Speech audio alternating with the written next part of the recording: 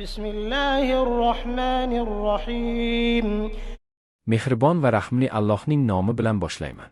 يا أيها الذين آمنوا لا تتخذوا عدوي وعدوكم أولياء تلقون إليهم بالمودة وقد كفروا بما جاءكم من الحق يخرجون الرسول وإياكم أن تؤمنوا بالله ربكم إن كنتم خرجتم جهادا في سبيلي وابتغاء مرضاتي. Ey iymon keltirganlar! Agar mening yo'limda jihod qilib va roziligimni so'rab chiqqan bo'lsangiz, mening dushmanlarimni va o'zingizning dushmanlaringizni do'st tutmanglar. Sizlar ularga do'stlik qilasizlar, ular bo'lsa sizlarga kelgan haqqa kufr keltirarlar. Robbingiz bo'lmish Allohga iymon keltirganingiz uchun payg'ambarni va sizni haydab chiqararlar. تسرون إليهم بالمودة وأنا أعلم بما أخفيتم وما أعلنتم ومن يفعله منكم فقد ضل سواء السبيل. Siz ularga do'stlik qilib sir aytasiz. Holbuki men nimani maxfiy tutganingizni-yu nimani oshkor qilganingizni juda yaxshi bilurman.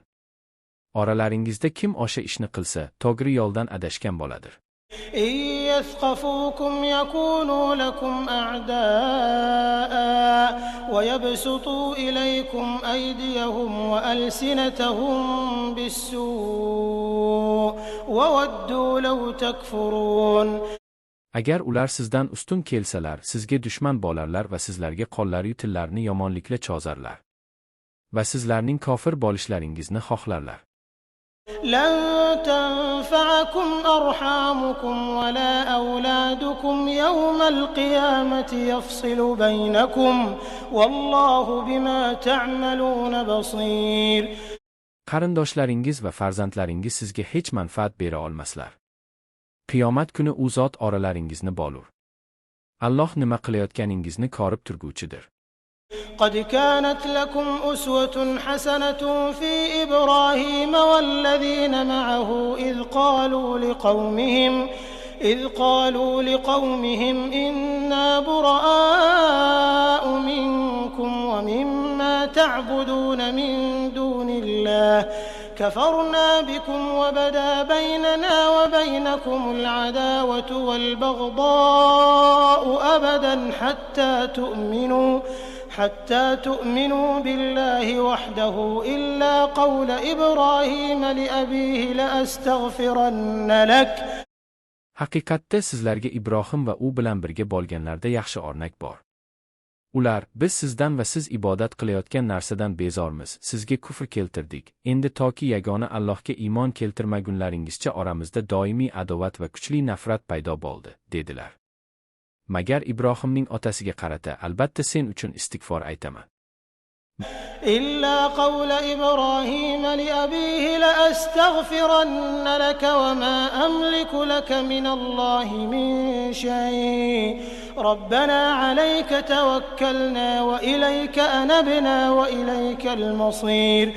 Magar Ibrohimning otasiga qarata, albatta sen uchun istig'for aytaman, sendan Alloh azobi dan biror narsa qaytarishga molik emasman, degan so'zi mustasno.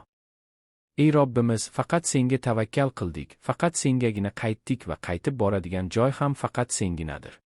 ربنا لا تجعلنا فتنة للذين كفروا واغفر لنا ربنا إنك أنت العزيز الحكيم.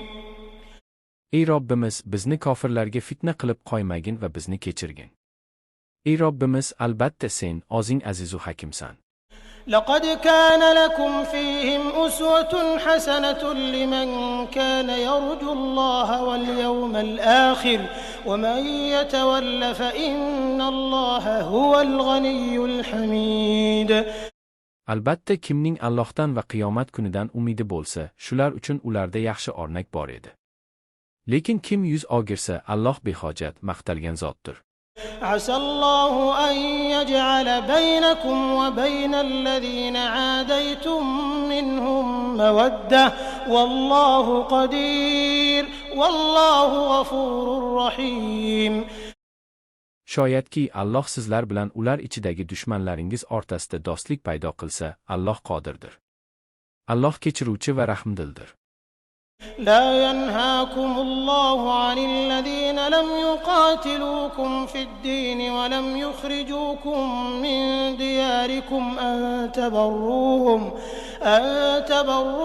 وتقسطوا إليهم إن الله يحب المقسطين. Alloh sizlarni diniy urush qilmagan va diyorlaringizdan chiqarmaganlarga yaxshilik va adolatli muomala qilishdan sizlarni qaytarmas. Albatta Alloh adolat qiluvchilarni yaxshi ko'radir. إنما ينهاكم الله عن الذين قاتلوكم في الدين وأخرجوكم من دياركم وظاهروا على إخراجكم أن تولوهم ومن يتولهم فأولئك هم الظالمون. Albatta Alloh sizlarni diniy urush qilganlar, diyoringizdan chiqarganlar va chiqarilishingizga yordam berganlarga do'stlik qilishdan qaytarur. Ularni do'st tutganlar ana o'shalar zolimlardir. يا أيها الذين آمنوا إذا جاءكم المؤمنات مهاجرات فامتحنوهن الله أعلم بإيمانهن فإن علمتموهن مؤمنات فلا ترجعوهن إلى الكفار لا هن حل لهم ولا هم يحلون لهن. Ey iymon keltirganlar! Agar sizlarga mo'minalar hijrat qilib kelsalar, ularni imtihon qilib ko'ringlar. Alloh ularning iymonini bilguvchidir. Bas mo'minaliklarni bilsangiz, ularni kofirlarga qaytarib yubormang. Bu ayollar ularga halol emas va ular ham bularga halol bo'lmaslar. وآتوهم ما أنفقوا ولا جناح عليكم أن تنكحوهن إذا آتيتموهن أجورهن ولا تمسكوا بعصم الكوافر واسألوا ما أنفقتم وليسألوا ما أنفقوا ذلكم حكم الله يحكم بينكم والله عليم حكيم. Va u kofirlarga nafaqa qilgan narsalarni qaytarib beringlar. Va u ayollarni nikohlab olsangiz, agar mahrlarni bersangiz, sizlarga gunoh bo'lmas. Kofir xotinlaringizni nikohlaringizda ushlab turmanglar. Nafaqa qilgan narsalaringizni so'ranglar, ular ham nafaqa qilgan narsalarni so'rasinlar. Bu sizlarga Allohning hukmidir. Orangizda hukm qiladir. Alloh bilguvchi va hikmatlidir. وإن فاتكم شيء من أزواجكم إلى الكفار فعاقبتم فآتوا الذين ذهبت أزواجهم مثل ما أنفقوا واتقوا الله الذي أنتم به مؤمنون. Agar ayollaringizdan birortasi kofirlarga otib ketsa, urushda tushirilgan oljadan xotini ketib qolganga, u nafaqa qilgan miqdorni beringiz. O'zingiz iymon keltirgan Allohdan qo'rqing.